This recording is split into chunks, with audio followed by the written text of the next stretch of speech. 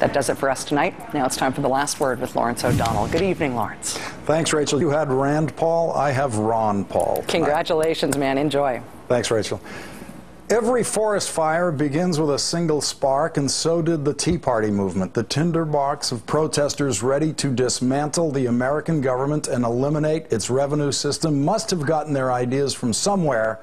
Tonight, their fearless leader, libertarian Ron Paul. You cut government back to its constitutional size. That's what you need. Once at the fringe of his party, Congressman Ron Paul is now the accidental figurehead of the Republican Tea Party, leading the fight to tear down the American government.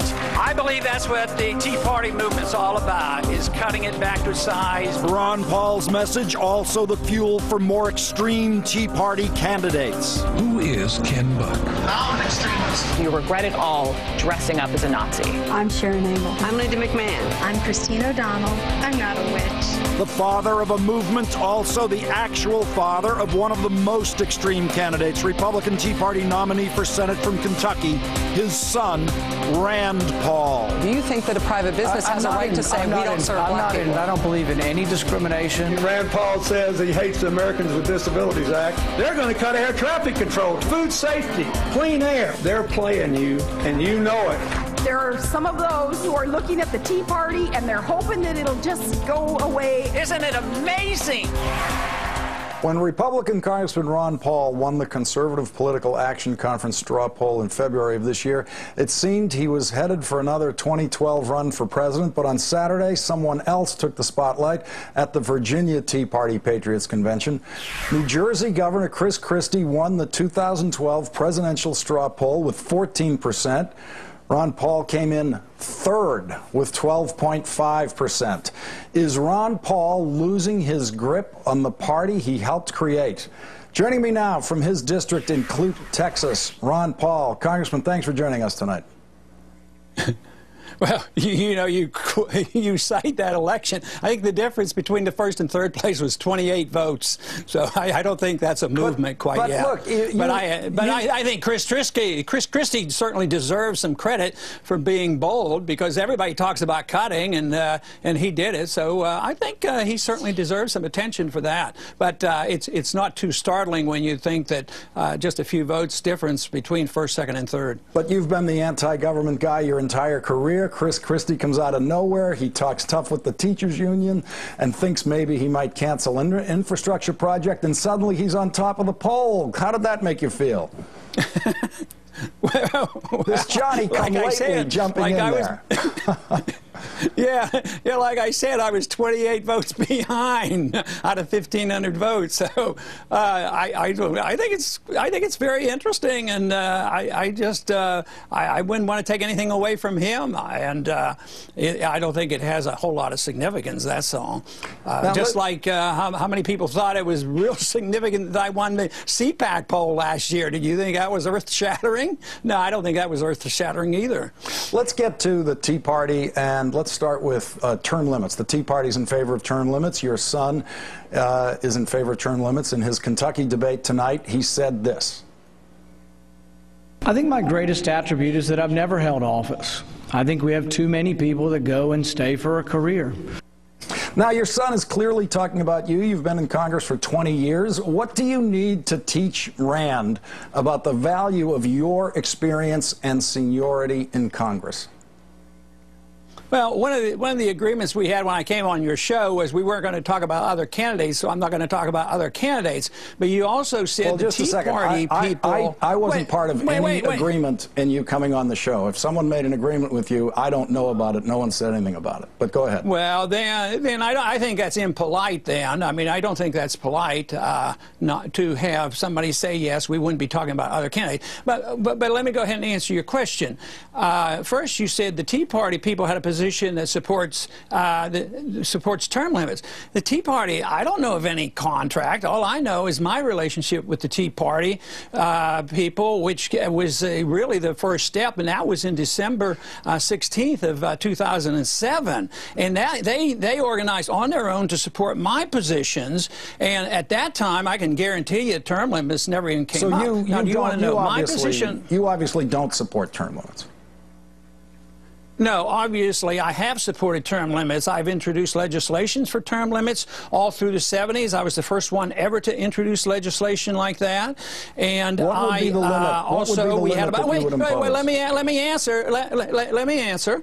And then in the 90s, we had about 6 or 8, maybe even 10 votes on term limits. I voted for all of them. So I would support it. But I've also made a very strong statement. Probably won't make a heck of a lot of difference because it depends on what people believe. If you have term limits and people come in and they believe the same ideas about big government and big war and violation of our civil liberties and torture and assassinations, you bring those people in after term limits, you haven't changed anything. So I want to bring in people who are strict constitutionalists and don't believe the president can wage war without declaration and that presidents can't assassinate American citizens. That is what is important, not whether you have term limits or not. But I have been if term limits are good, why don't you self-impose term limits on yourself?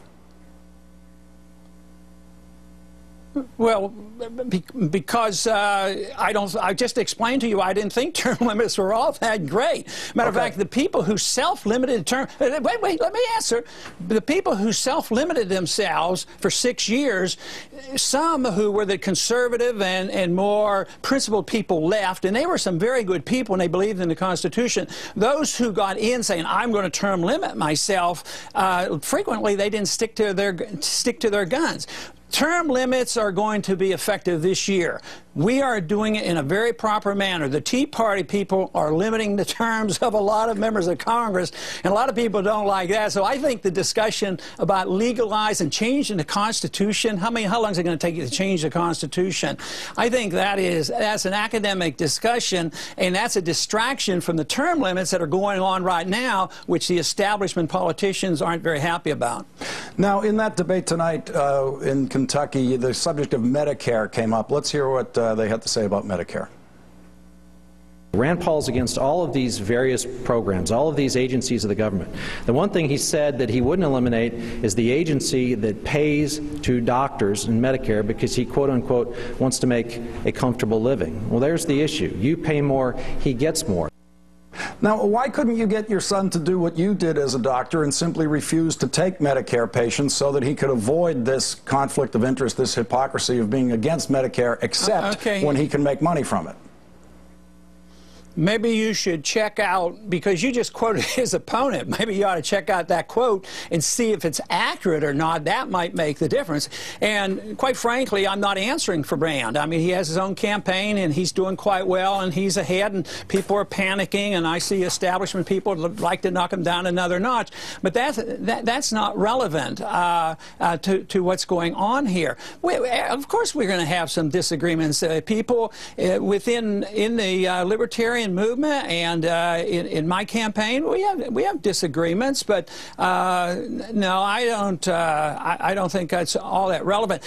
My position on this is very simply that we need to cut spending. We don't need to throw people out in the street who are dependent, that we have taught to be dependent on medical care. So even though I don't believe those programs are constitutional for a minute, I don't believe the federal government should be in education. We should be running medical care. Now wait, let me answer. Let me answer this. That I would cut in order to make sure they didn't lose their medical care, but I would cut those hundreds of billions of dollars overseas spending in these wars. I would not allow Obama to expand these wars, and I would keep that money here and tide people over until we came to our senses here and live within our means. That is what we need to do. That is an answer to the Medicaid and the Medicare and the medical problem that we have in this country. We're going to have Rand's quote on Medicare on our website, so you can see that he actually was not misquoted by Jack Conway there. But if you had your chance in the Congress, out of context, you would abolish Medicare, wouldn't you? Who, me? Yeah. No. Why not? No, I just got done explaining to you. No, you didn't. Not exactly. It's a socialistic program that you libertarians would abolish. It's the first one you'd abolish, isn't it? Now let me explain to you. It's going to abolish itself when we go bankrupt and the money fails, and we're on the verge of a dollar crisis, and the checks won't buy anything. The medical care in this country is going down. So what I want to do is, at least in a temporary way, is preserve what we have and not hurt these people. So listen once again. The only way we can do this is we have to live within our means. We have to cut. I want to cut the war spending of Obama. I want to cut all this expense overseas. I've joined with Barney Frank in this effort to cut spending overseas, bring troops home from Korea, bring troops home from Europe, and help these people who are dependent on the government. I think it's wrong to be dependent, and you're right. It shouldn't happen. We should work for the day when these individuals can take care of themselves once again, be self-reliant. I practiced medicine before Medicare came in. And when we didn't have Medicare, people were never... for abolish Medicare. That's just code language for abolish Medicare. You want to get rid of Medicare. Oh, yeah, okay. If you want to keep putting words in my mouth, go ahead. But I think people who are listening here at this program will have reason to understand what I'm saying. See, you're ignoring the fact on how you work your way out of this. I have the transition program. So what happens in 10 or 20 or 30 years from now is another subject. I'm trying to say, if you want to have medical care for the elderly or education for our children, you can't do it by running up trillions of dollars of debt a year. That is my beef. My beef is this, that we have to cut. But I don't come out and say, oh, well, we're spending too much. What we have to do is cut Medicare. We want to abolish Medicare.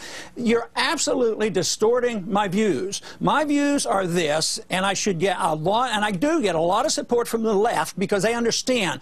The true progressive understands what I'm saying, because I'm saying stop the wars. Stop this warmongering. Stop this war on terror, assassination. You're very clear about the wars. You always have been. I appreciate your clarity on that. I do think you could be more clear on Medicare. But let's get to the Civil Rights Act. On the 40th anniversary of the 1964 Civil Rights Act, you said this on the floor of the House.